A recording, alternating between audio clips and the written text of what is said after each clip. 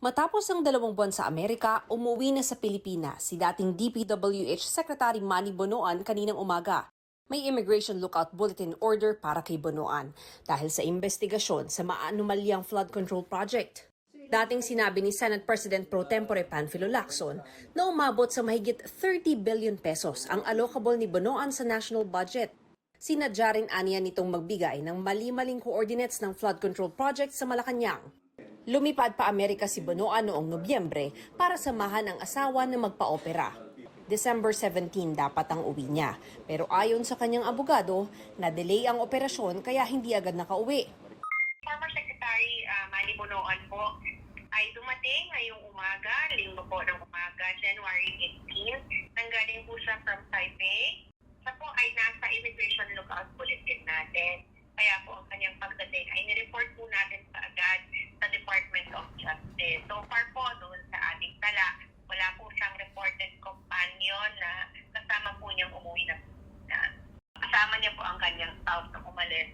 Pero ngayon po, nung siya po ay bumalik, wala pong declared at reported na kasama po pauwi.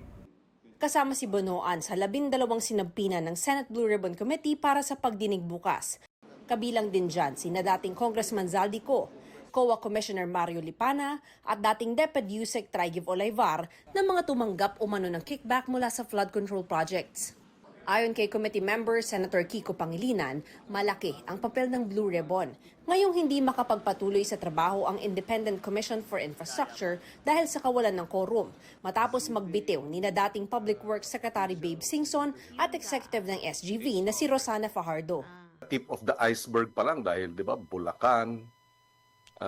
Pero habang hinihiring kasi natin, marami ang mga nagpapadala ng mga text messages. Tingnan din niyo yung Cavite, tingnan din ninyo yung Pangasinan.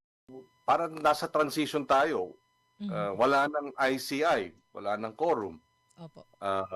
At hindi naman na ipapasa pa itong Independent People's Commission. Although of course, ang sinasabi ng ibang mga legal experts, nandyan naman talaga yung ombudsman, which is in the DOJ.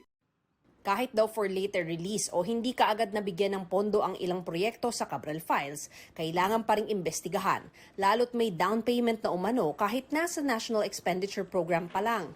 Saan galing yung pera? And most likely, ang ating tansya dyan galing sa mga kontraktor no, na nag-advance at naniniwalang makukuha nila na yung proyekto dahil rigged nga, meron pa rin katiwalian, no? Meron pa rin komisyon at kickback. Sagot naman ni Pangilinan kay Senador Amy Marcos na nagsabing puro senador ang pinupuntirya sa mga anomalya pero walang kongresista. Inimbitahan silang lahat, di ba? I think 17 ang inimbitahan nung huring hearing. So we can tackle that again bukas. Hindi, dahil nga, well, sinasabing hindi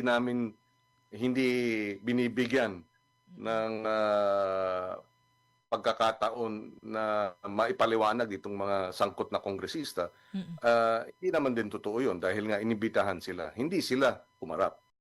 Para sa GMA Integrated News, Mav Gonzalez, nakatutok, 24 oras.